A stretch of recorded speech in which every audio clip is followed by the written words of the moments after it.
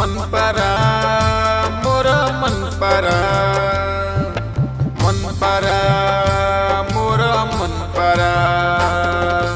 मन परा तू उड़िकी जा पूरी धाम रे मन परा तू उड़िकी जा पूरी धाम रे जगन्नाथ को बुझाई कह मोर व्यथा रे जगन्नाथ को बुझाई कह मोर व्यथा रे मन परा मोर मन परा मोर मन परा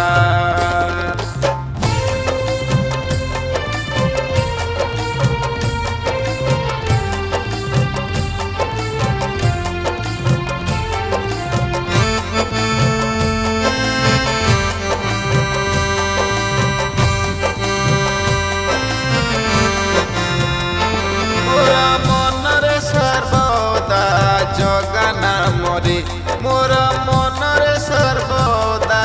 जगना मोरे मोर कालिया बसीछि पूरी धाम रे मोर कालिया बसीछि पूरी धाम रे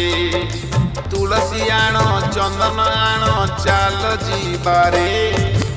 तुलसी आण चंदन आण चाल जीवारे दर्शन करिवा चालो भाई बड़ दांडरे दर्शन करिवा चालो भाई बड़ दांडरे मन परा मोर मन परा मोर मन परा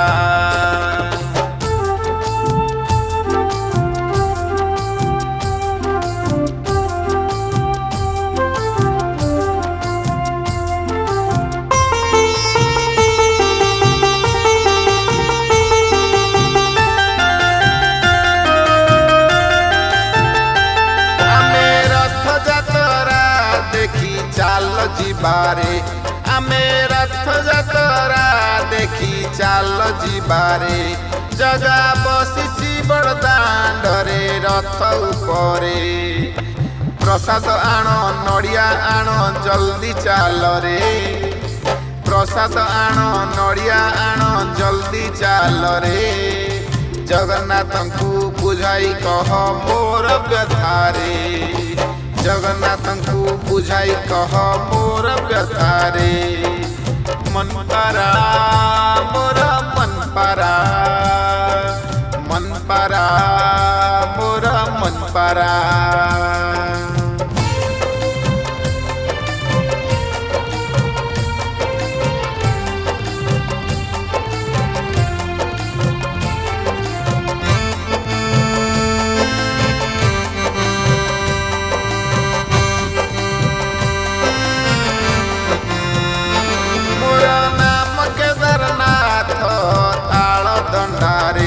मोर नाम केदारनाथ ताल दंडारे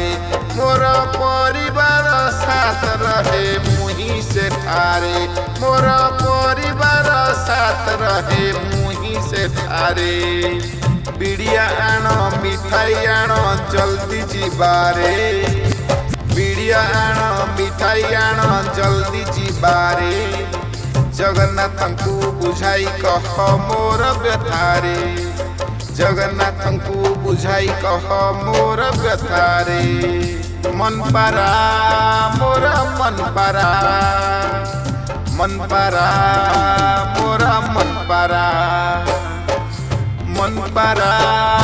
मोर मन परा